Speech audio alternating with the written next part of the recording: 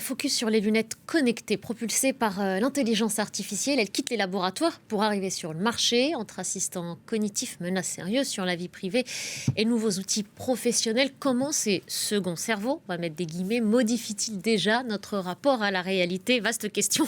On va tenter de l'évoquer, de la résumer avec vous. Guillaume Gralet, bonjour Guillaume. Bonjour Nabia. Vous observez un objet connecté se développer partout dans le monde. Ce sont ces fameuses lunettes connectés qui arrivent donc progressivement sur le marché. Oui, on en voit de plus en plus. On a vu Google, vous savez, qui avait arrêté avec ses Google Glass en 2015, faire de grosses annonces à I.O. Vous savez, c'est la conférence dédiée aux développeurs.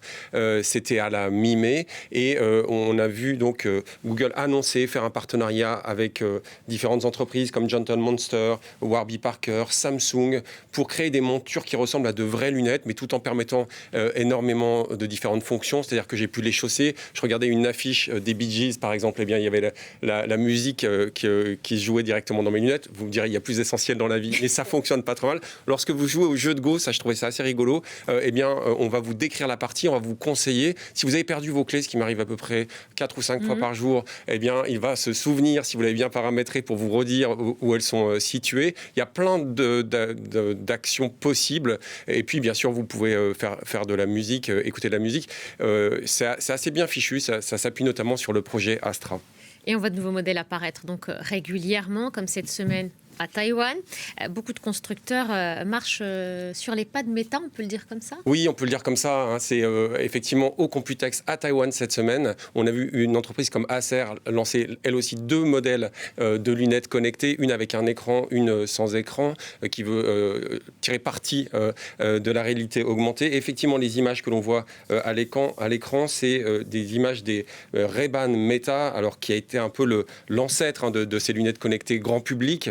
C'est apparu en 2023 et puis on voit de plus en plus des fonctions qui apparaissent, des fonctions et puis aussi des partenariats. Un partenariat avec Oakley que j'ai trouvé très intéressant parce que ça va vous permettre, lorsque vous faites par exemple de la course, lorsque vous faites du cyclisme, d'avoir des performances en temps réel, de pouvoir filmer des petites vidéos et de le diffuser.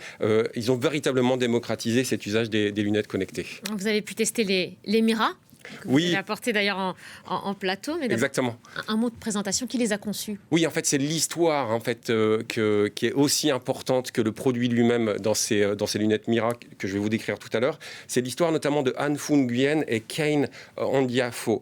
Ce sont 2 jeunes prodiges de la tech qui étaient étudiants à Harvard et qui ont fait beaucoup parler d'eux il y a à peu près 1 an lorsqu'ils ont réussi à pirater justement les Meta Ray-Ban. C'était le projet iX-Ray. En réalité, ils se baladaient dans la rue et puis en croisant les films, les photos qu'ils réussissaient à faire de manière quasiment anonyme avec ces lunettes, ils l'ont croisé avec certaines banques d'images, je pense par exemple comme Pim Eyes, et ils arrivaient à retrouver l'identité de personnes qui n'avaient absolument rien demandé, des numéros de sécurité sociale, de leur adresse. Donc ils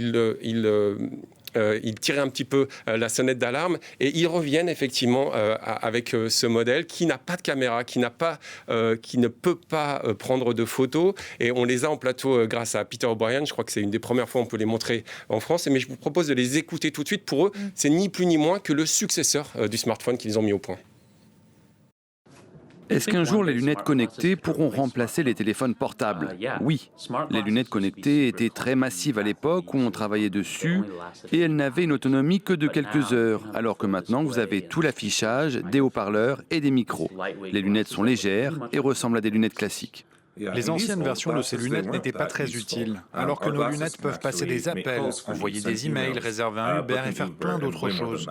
Et vous n'avez pas besoin de tenir un écran à la main et de baisser les yeux, vous portez juste des lunettes. Donc à l'usage, ça donne quoi?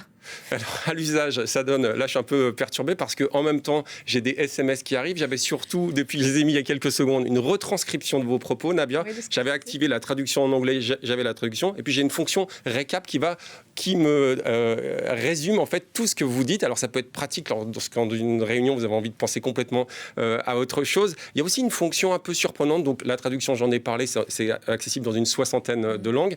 Et puis, il y a une fonction qui est une fonction de fact-check, c'est-à-dire de vérification de la véracité de ce que vous dit votre interlocuteur. Pour tout ça, ils sont appuyés avec des partenariats avec Gemini, avec Claude Code. Ils ont pas pu tout développer en interne. Alors ils promettent, même si, encore une fois, ce n'est pas une ONG, hein, ce sont des businessmen, ces lunettes qui sont vendues aujourd'hui, c'est quand même plus de $600, donc c'est pas... La paire, là. Voilà, la paire que j'ai sur les yeux, qu'on leur renvoie lundi avec Peter. Ou pas. Si, quand même, je pense, voilà. Mais en fait, c'est assez rigolo parce que il y a aussi une fonction donc, de vérification d'informations, mais ils promettent, de ne pas enregistrer toutes les conversations que vous pouvez... moi, en fait, j'ai testé pendant toute la semaine. Vous choisissez de désactiver l'enregistrement de la conversation? Oui, alors en fait, non, c'est pas enregistré, mais par contre, vous pouvez l'appairer avec un iPhone ou une tablette et vous avez le résumé des conversations de la journée. C'est un tout petit peu surprenant. Parfois, il y a des petits problèmes de connexion quand même. Parfois, la batterie chauffe un peu, mais ça fonctionne véritablement très bien. Vous avez ce fameux écran à double guide d'onde. En fait, vous avez effectivement quelque chose qui apparaît directement sur les verres. Si je vous le montre, vous aurez l'impression... Il est possible d'y intégrer aussi une correction si on a besoin d'une lunette corrigée, d'un verre corrigé? Oui, ça fonctionne très bien, comme sur la majeure partie des lunettes connectées. Alors, vous allez peut-être... Oui, tout arrive en même temps. Majeure, lunettes connectées. Ah oui, tout arrive en même temps. Tout ce que je dis, voilà. C'est un peu comme si on pouvait avoir un prompteur dans le champ de vision. C'est de plus en plus...